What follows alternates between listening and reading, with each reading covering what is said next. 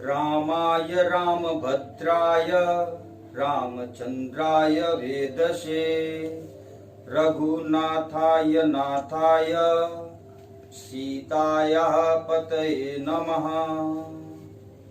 रामं रामानुजं सीतां भरतं भर्तानुजं सुग्रीवं वायुसूनुं च प्रणमामि पुनः पुनः।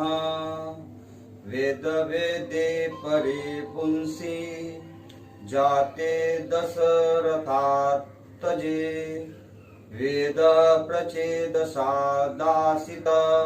साक्षात् रामायणात्मना। जय सीताराम। कल के प्रसंग में आप सबने सुना कि किस प्रकार प्रभु श्री राम के वियोग में दशरथ जी की प्राण निकल जाती है। अब उनकी यह स्थिति देवी कौशल्या देवी और सुमित्रा इनके समक्ष ही उनकी मृत्यु होती है। यह देख करके दोनों महारानियां वहीं पर मूर्छित होकर के गिर जाती है। सारे नगरवासी तो आयोजन करने में लगे हुए हैं कि प्रभु श्री राम का प्रातः राज्याभिषेक होने वाला है, किंतु काल को तो कुछ और मंजूर था। विधाता ने तो कुछ और ही लिख दिया था। दशरथ जी की मृत्यु के पश्चात रात्रि तो बीत गई। प्रातः होते ही उनके महल में बहुत सारे संगीतकार और मंगलाचरण करने वाले लोग का आगमन होता है और वे सब उच्च ध्वनि में दशरथ जी का मंगलाचरण करते हुए उनके समीप आते हैं, क्योंकि उनको अधिकार रहता है प्रातः महाराज को उठाने का।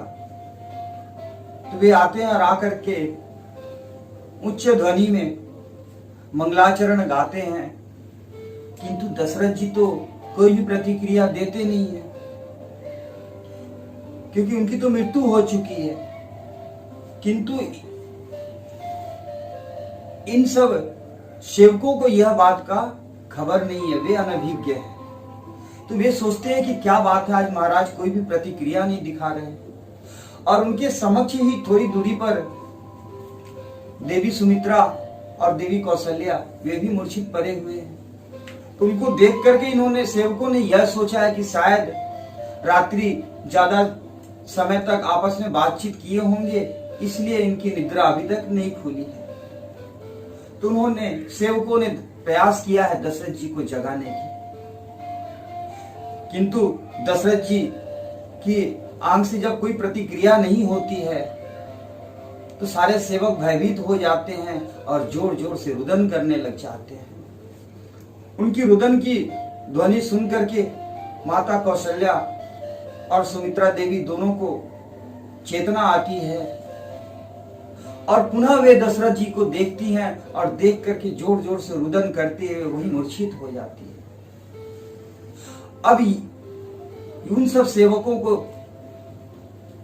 भली भांति यह मालूम पड़ जाता है कि राजा दशरथ अब हम सबके बीच नहीं रहे। देखते ही देखते पूरे नगर में इस विषय की सूचना सबको मिल जाती है। सारा नगर शोकग्रस्त हो जाता है। तभी वहां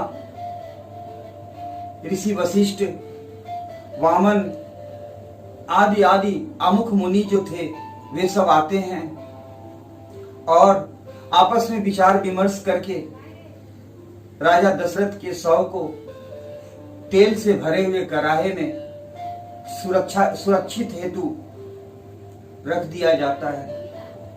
तत्पश्चात वशिष्ठ ऋषि कहते हैं कि नमो वैष्णव वणा शाश्वतो वरुणाश्च महाबलः विशिष्यन्ते नरेंद्रेण कृतेन महता तथा। यमो वैष्णव मतलब राजा अपने महान चरित्र के द्वारा यम, कुबेर, इंद्र और महाबली वरुण से भी बढ़ जाते हैं। तात्पर्य, यमराज तो केवल दंड देते हैं,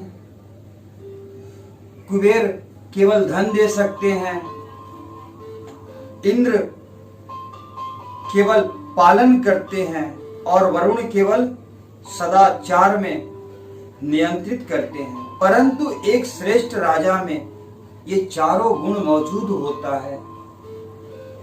तो अगर राज्य में राजा न रहे तो वह राज्य निश्चित ही दुराचारियों और पापियों से भर जाता है और यम नियम आदि सभी कुछ टूट जाता है। ऐसे विचार करते हुए वशिष्ठ ऋषि कहते हैं कि यथासंभव हो तो जल्द से जल्द अयोध्या की राजगद्दी पर राजा की नियुक्ति अनिवार्य हो गई है। तो बाकी के विद्वानों ने भी यही बात कही है कि राजा का पद खाली नहीं होना चाहिए, राजपद कभी भी खाली नहीं होना चाहिए। और महाराज दशरथ का यह आदेश भी था कि भरत को राजगद्दी प्रदान की जाए। तो इस हेतु मेरे हिसाब से बिना विलंब किए हुए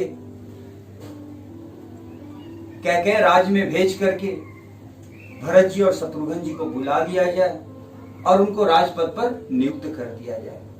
ऐसे विचार करके उन्होंने 5 दूत को नियुक्त किया है जो जाकर के भरत जी को लेकर के आवेंगे। उन 5 का नाम है सिद्धार्थ, विजय, जयंत, अशोक और नंदन। ये 5 दूत बिना एक क्षण की विलंब किए हुए तुरंत निकल जाते हैं भरत जी को लाने हेतु। अब इधर भरत जी रात्रि में बहुत चिंतित हो जाते हैं और प्रातः जब उठते हैं तो अपने मित्रों से जो मुलाकात करते हैं तो उनका चेहरा बिल्कुल ही उतरा हुआ रहता है और साफ झलकती है कि वे काफी चिंतित हैं आज। तो मित्रों ने उनसे पूछा है कि क्या बात है मित्र, आज तुम इस तरह से शोकग्रस्त लग रहे हो। तो भरत जी कहते हैं रात्रि स्वप्न की चर्चा करते हुए कि मैंने अत्यंत ही दुखदाई स्वप्न देखी है रात में और तब से मेरा मन घबराया हुआ है, मेरा चित्त बिल्कुल ही नहीं लग रहा है। देखिए, घर में अगर कोई अप्रिय घटना हो तो निश्चित ही आप चाहे जहां भी रहें आपको इसकी अनुभूति होगी ही होगी।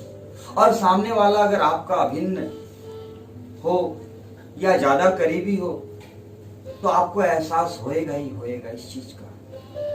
तो इसी चीज की चर्चा करते हुए भरत महाराज कहते हैं कि एवं स्टॉप कर।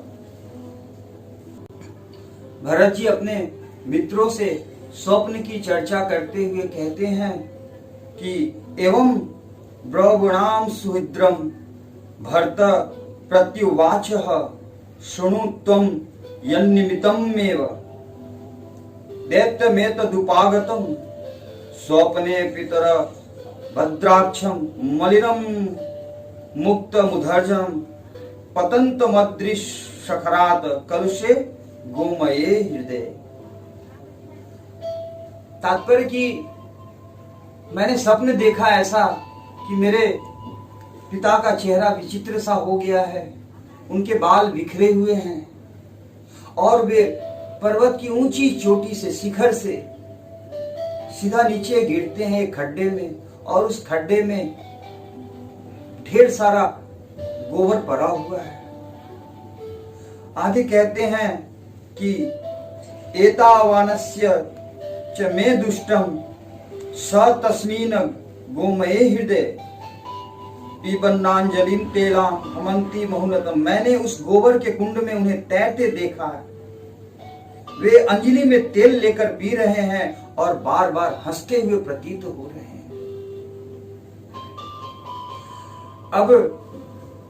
अब उनके मन में यह संशय आता है और फिर वे कहते हैं कि शीलोदनम भुक्त्वा पुनः पुरधासिरः तैलेना भक्त्य व सर्वांग तिले मेवान वगाहत। कहते हैं कि फिर उन्होंने तिल और भात को खाया है। इसके बाद उनके सारे शरीर में तेल लगाया गया और फिर वे सिर नीचे किए तेल में ही गोते लगाते रहते हैं। वे आगे कहते हैं कि मैंने यह भी देखा कि त्वरमाणश्च धर्मात् रक्तमाल्यानुलेपन रथेन खायुक्तेन प्रयातो दक्षिणामुख। धर्मात्मा राजा दशरथ लाल रंग के फूलों की माला पहने और लाल चंदन लगाए गधे जुते हुए रथ पर बैठकर बड़ी तेजी के साथ दक्षिण दिशा की ओर जा रहे हैं। तो निश्चित ही मित्र, इस स्वप्न का अर्थ यह होता है कि हमारे घर में किसी न किसी की मृत्यु निश्चित है। तब से मेरा मन बोझित है कि मेरे पिता तो सही सलामत है, मेरे भ्राता प्रभु श्री राम, मेरा अनुज लक्ष्मण, ये लोग तो ठीक से होंगे। तभी दूत आ जाते हैं और आकर के कैकेयी नरेश से मिलते हैं। तत्पश्चात कुशल मंगल कहते हुए कहते हैं कि भरत जी को अयोध्यापुरी में बुलावा आया है। अब यह बात जब भरत जी सुनते हैं तो तुरंत तैयार हो जाते हैं अयोध्या जी जाने के लिए। जाते अपने नाना के पास और उनसे आज्ञा लेते हैं। नाना भी बिना किसी रुकावट के उनको आज्ञा देते हैं कि ठीक है लक्ष्मण और राम, और तुम्हारे पिता की भी चिंता तुम्हें सता रही थी, अच्छा होगा कि तुम अभी चले जाओ, बाद में फिर जब इच्छा होएगी तुम वापस आ जाना। भरत जी आज्ञा लेकर के दूत के साथ निकल जाते हैं यात्रा पर। 8 दिन लगती है उनको अयोध्यापुरी लौटने में। अयोध्या लौटते ही उन्होंने सैनिकों को पीछे छोड़ दिया है और स्वयं अकेले रात्रि में ही निकल जाते हैं और अपने नगर में पधारते हैं और नगर में पहुंच करके देखते हैं कि चारों तरफ सन्नाटा छाया हुआ है। जबकि होना तो ये चाहिए था कि सारे नगर में खुशहाली होनी चाहिए थी, क्योंकि सब स्वस्थ थे, सभी कुशल मंगल से। तो उनकी तो यही कामना थी, उनकी तो यही इच्छा थी कि सब ठीक होगा। अब वे चिंतित भाव लिए हुए सीधा माता कैकेयी के कक्ष में पहुंचते हैं। माता कैकेयी को प्रणाम करते हैं। तत्पश्चात पूछते हैं कि क्या बात है, अपने नगर में इतनी शोकमय वातावरण क्यों है? क्या मेरे भ्राता, मेरा भाई लक्ष्मण और मेरे पिता सकुशल से तो हैं? तो माता कहती है भरत से कि पुत्र, निश्चित ही तुम्हारा चिंतन करना सार्थक है, क्योंकि पुत्र जैसे ही तुम गए तो तुम्हारे पिता ने राम को 14 वर्ष की वनवास और तुम्हें उसकी जगह राजगद्दी पर बैठाने की घोषणा की है, क्योंकि उन्हें मुझे वचन दिया था और उसी वचन का पालन करते हुए उन्होंने यह घोषणा करी और तत्पश्चात उनकी मृत्यु हो गई। अब यह बात जैसे ही सुना है भरत जी ने, वे तो एक क्षण के लिए वहां गिर जाते हैं। तत्पश्चात तुरंत उठते हैं और उठ करके अपनी माता को खरी खोटी सुनाना प्रारंभ कर देते हैं। कहते हैं कि तुम माता के नाम पर कलंक हो, मेरा दुर्भाग्य है कि तुम्हारे जैसी स्त्री मेरी माता बनी। मेरे पिता मेरे भ्राता को यानी राम को आदर्श मानते थे, तो माते आपको ऐसा कैसे सूझ गया जो आपने पिता से ऐसी वचन ले ली? और आपने सोच कैसे लिया कि मैं रघुकुल की रीत को छोड़ दूंगा, जबकि अपने यहाँ की रीत है कि सदैव बड़ा पुत्र ही राजे। राज्य का कार्यभार संभाला है, तो ऐसे में मैं कैसे राज्य गद्दी संभाल सकता हूँ? निश्चित ही आप डाइन वाली काम किए हैं। ऐसा कह करके और धक्का देते हुए अपनी माता को और सीधा कौशल्या देवी के महल में पहुंचते हैं। कौशल्या देवी के महल में पहुंचकर सीधा अपनी माता कौशल्या के पैर पर गिर जाते हैं और कहते हैं विलाप करते हुए कि यह क्या हो गया, माता हमें क्षमा कर दे, क्योंकि मेरी मां की वजह से मेरे भाई को कष्ट हुआ, मेरे पिता की प्राण छूटी। मैं कभी नहीं सोचा था कि ऐसा होगा। निश्चित ही मैं कसूरवार हूं। तो माता कौशल्या कहती है कि पुत्र, इसमें तेरा कोई गलती नहीं है। ये तो तुम्हारी माता के मन में लोभ आया और जिसके हेतु ऐसा दुष्परिणाम हो गया। खैर पुत्र, जो होना था सो तो हो गया। अब आगे मेरी यही इच्छा है कि तुम राजगद्दी संभालो। भरत जी कहते हैं कि राज्याभिषेक तो निश्चित होगा, किंतु मेरा नहीं होगा, मेरे भ्राता का ही होगा। इस राजगद्दी का उत्तराधिकार मेरे भ्राता ही थे और मेरे भ्राता ही इस राजपाट के कार्यकाज को संभालेंगे। इसलिए माता, मेरी इच्छा है कि हम सब चलते हैं और अपने भाई को लेकर के आएंगे और उनको राजगद्दी पर बैठाएंगे। माता भी प्रसन्न हो जाती है भरत की बात सुनकर के। वशिष्ठ ऋषि आदि जितने भी मंत्री परिषद थे, सब लोग प्रसन्न हुए भरत जी की यह बात सुनकर के। तत्पश्चात तैयारी हुई जाने की। साथ में माता कौशल्या, देवी सुमित्रा और तो और कैकेयी देवी भी पश्चाताप करते हुए तैयार होती हैं प्रभु श्री राम को लाने हेतु। यात्रा प्रातः ही प्रारंभ होती है और सबको सैनिक और ढेर सारे सामग्रियों के साथ यात्रा करते हुए भरत जी पहुंचते हैं श्रीरंगपुर में।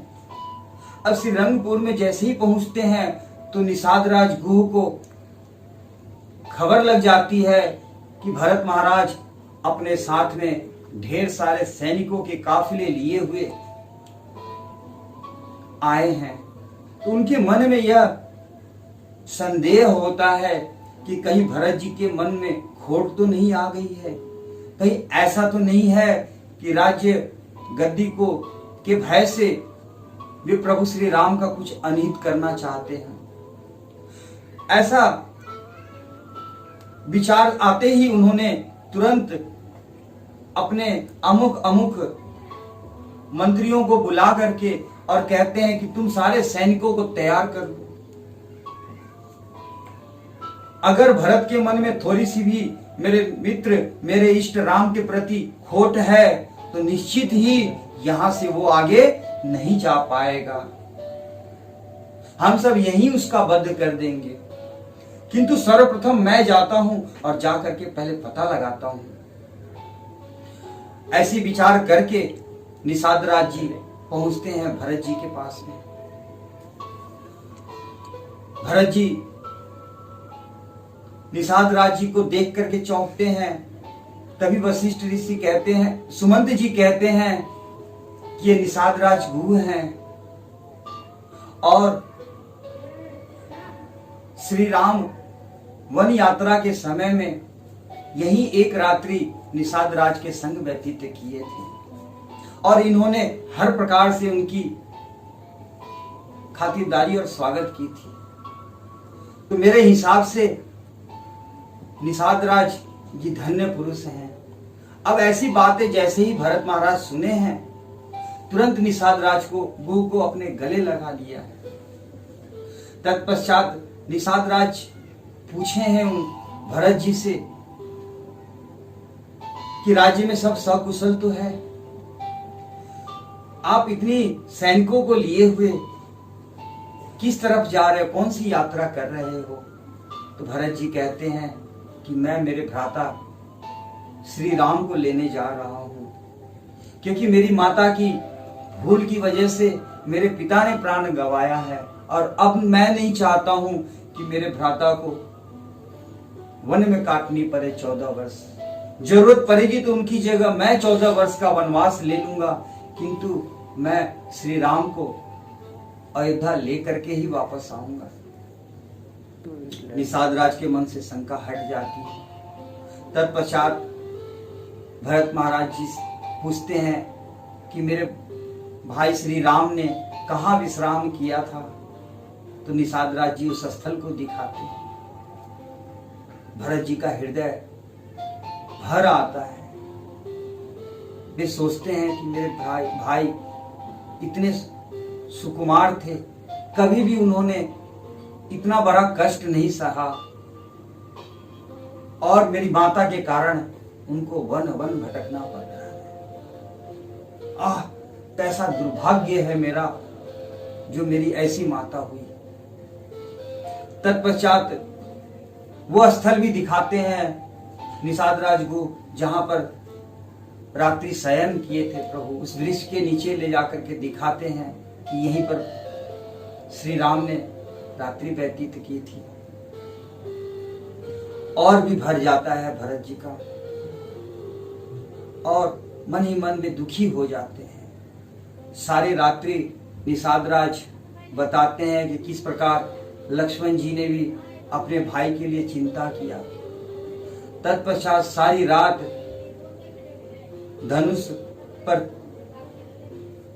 कमान चढ़ाए हुए पूरी रात उनकी रखवाली किए, और साथ में मैं भी जागृत रहा। और प्रातः होते ही उन्होंने आगे वन की यात्रा की। बातचीत करते करते में ही रात्रि व्यतीत हो जाती है। शत्रुघ्न, महर्षि वशिष्ठ, महारानी कौशल्या आदि सबको लिए हुए यात्रा आगे बढ़ाते, और वे सब भारद्वाज ऋषि के आश्रम में पहुंचते। भारद्वाज ऋषि के आश्रम में जैसे ही पता लगता है कि वशिष्ठ ऋषि आए हैं, तो भारद्वाज ऋषि अपने शिष्यों के साथ तुरंत जा करके वशिष्ठ ऋषि का सत्कार करते हुए उनको अपने आश्रम में लेकर के जाते हैं। साथ में महाराज भरत को और राजरानियों को भी उचित स्थल दिलाते हैं। तत्पश्चात भरत महाराज से सकुशल कामना की चर्चा करते हुए पूछते हैं भारद्वाज ऋषि की सब कुशल मंगल तो है अयोध्या में। तो भरत जी सारे दृष्टांत बताते हुए कहते हैं कि मेरी माता के विपरीत सोच और गलत कर्म की वजह से सब कुछ बिखर गया है, और मैं अपनी माता की बात को स्वीकार नहीं करता हूं। इस हेतु मैं जा रहा हूं अपने भ्राता श्री राम को लेने के लिए। मेरी इच्छा है कि इस राजगद्दी पर हमारे भाई ही बैठे। भारद्वाज ऋषि भी प्रसन्न हो जाते हैं भरत जी के इस स्नेह को देख कर, इस भाव को देख करके। देखिए, भरत महाराज के अंदर भाव कूट कूट के भरी हुई थी। भाव होना भी चाहिए सबके अंदर।